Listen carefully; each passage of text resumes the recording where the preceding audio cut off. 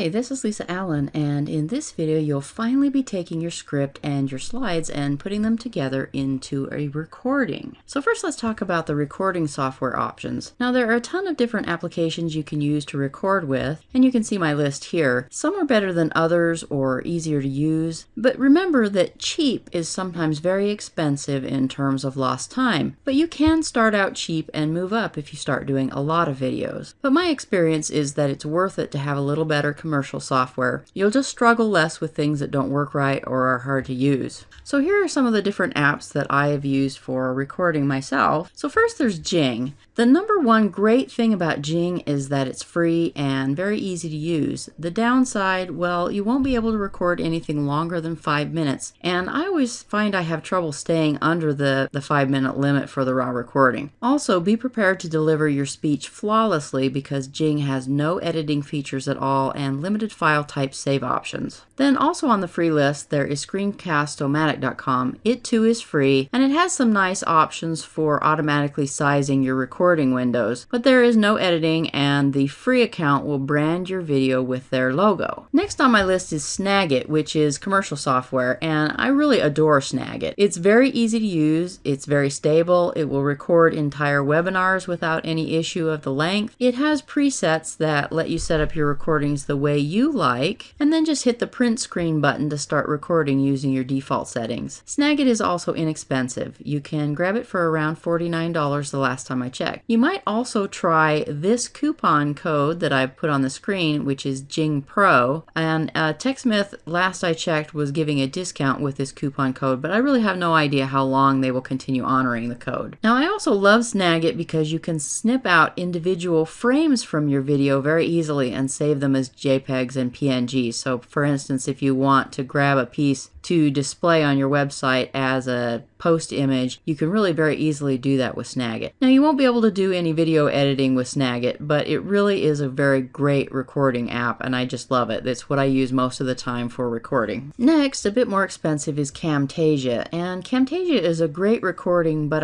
what I really love Camtasia for is for putting together a video with transitions, call outs, and really fine control of the editing. And I use this most of the time for my video editing and just once in a while for recording. And I just want to mention one last thing that will be available soon that you should know about if you are a serious video marketer, and that is Easy Video Suite. Now its predecessor, Easy Video Player 2, which you probably heard of, is the software that I use on all of my membership sites, and I highly recommend it for that. Now Easy Video Suite will do everything that Easy Video Player did and a whole lot more. Easy Video Suite will record, it will edit the videos, it will automatically optimize the videos for multiple devices like cell phones and tablets. It will also automatically detect on a page which video it should be serving and serve the right one. It tracks video views and profits. It will split test your videos. It allows you to create entire timelines of actions that go on a page as the video plays, such as displaying an opt-in form or other buttons. And it can also require an opt-in to watch a video, which will help you build your lists very easily. It also builds pages for the videos, and it allows streaming from Amazon S3 and a whole lot more. So it's really an amazingly complete package. And if you're a serious video marketer, you'll want to check out the features of Easy Video Suite here at ebizhacker.com/EVS. So let's move on to the setup of your workspace before we go into recording. Before you start recording your video, you need to get all your materials and apps set up and ready. The first thing you want to do is size your apps to be recorded to the right dimensions ahead of time. For browsers, you can go to setmy.browsersize.com. And all you have to do once you're there is select from one of the preset window sizes or enter your own video size and then just click the set button and it will resize your browser window to precisely those dimensions. And for your apps, you can just do this with the browser window first and then resize your other applications to the browser window size. And remember that a 1280 by 720 viewing window will give you an HD size recording. Now for PowerPoint, I usually fiddle with the view size of the slides until they just barely fit the correct recording dimension size. If you leave a tiny bit of bleed around the edges, you'll be sure that your slides won't have a distracting stripe at any of the edges. Next, you'll want to position the correctly sized browser or app window so that there is enough room on the right side for your script, as I've shown here.